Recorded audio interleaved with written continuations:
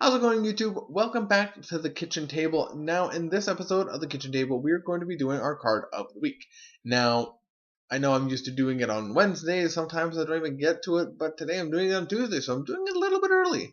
And that is because I found a Planeswalker that I absolutely loved, but I never could fit it into a deck until now. Now, the card I'm going to be talking about is Venser the Soldier. Now, venser the Sojourner, if I'm saying that right, I hope I am, is the blue and white planeswalker, and of course, blue and white is Azorius. So, why is he so good in Azorius? Or why does he seem so good in Azorius, at least? Well, we look at his first ability, which reads, exile target permanent you own. Return it to the battlefield under your control at the beginning of your next end step. So, you play your detain cards, like say your Azorius Justice.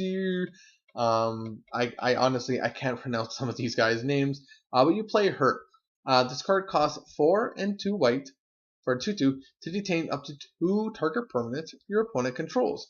So you see where I'm getting at, right? You play your venser, or you have your venser at least on the field. Or next turn you summon good old Justice here, and you detain 2 permanents. You then use his ability to +2, removing her from the game. At the end of your at the beginning, of your next end step, you return her back into play, detaining more creatures.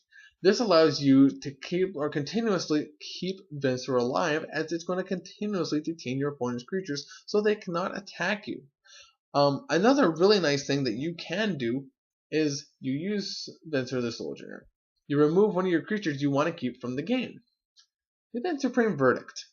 Now, Supreme Verdict, of course, destroys everything or all creatures on the field, thus allowing you to keep one of your creatures, also giving him, his +2, and then getting your creature back after you've destroyed everything.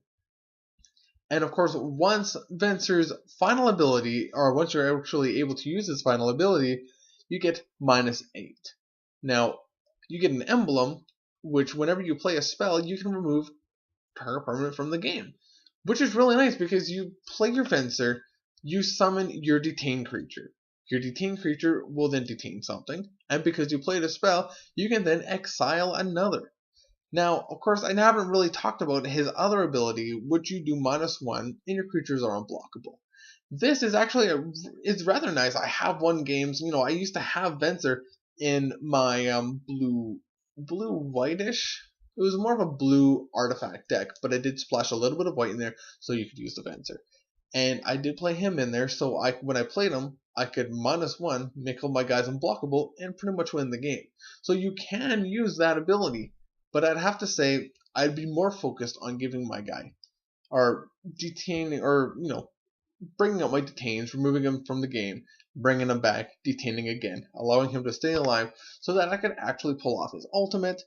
And for me, a lot of the time, pulling off your ultimate off your planeswalker is one of the funnest things to do. Who doesn't want to pull off Jace the Mind Sculptor's final ability? Sadly, I haven't been able to because I still have yet to get a Jace the Mind Sculptor, even though he's still banned, but he's still so expensive. But, c'est la vie, such is life. But that is going to be it for today, guys. Venser the Sojourner, one of my favorite favorite planeswalkers, next to Karn. Maybe I'll do Karn Liberated sometime soon. But for now, this is not Kratos 1, 2, 3. I keep almost saying Kratos 1, 2, 3. This is the Kitchen Table Player, signing up for you guys.